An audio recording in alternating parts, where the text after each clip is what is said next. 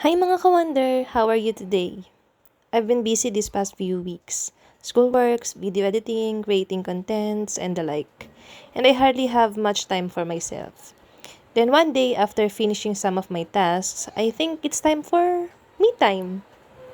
I look for something that I can reward to pamper myself. And look what I've got! The Aloe Vera collection from Ever Organics. And let's see, isa-isahin natin yung mga nabili ko at yung benefits nito. Inayos ko din muna nga yung hair ko and ayan, excited na ako itry yung mga aloe vera products. Let's start with the Aloe Vera Soothing Gel. This product contains 95% aloe vera extract, hyaluronic acid, cica extract, and glycerin. Ano-ano naman ang benefits nito? It effectively moisturizes and revitalizes your skin, reduces acne inflammation, improves hydration of the skin, soothes minor conditions such as sunburn, dandruff, and dry skin. It can be used for the face, body, and hair, and suitable for all skin types. Sobrang natuwa ko sa paggamit ito kasi may cooling effect sa skin. At bago nga ako matulog, itinry ko na rin itong Aloe Vera Sheet Mask. At ayan, nagbasa na nga ang person kung paano ito gamitin. This also soothes and hydrates skin. It helps to get smooth and radiant skin, reduces dark spots, removes deeper skin impurities, and reduces skin irritation. So, imamassage nga natin all over our face itong sheet mask para ma-absorb yung aloe vera.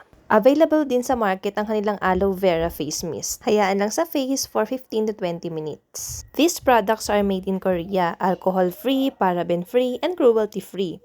Available din ito sa TikTok, Mercury Drug, Save More, SM Malls, Alphamart, Robinsons, Pure Gold, and other leading department stores and supermarkets nationwide. Super na-enjoy ko nga ang me time na ito and nagustuhan ko rin itong aloe vera collection ng Ever Organics. Ang light at ang cool lang sa face. And recommended ko na rin na i-add na rin itong mga products na ito sa inyong skincare routine.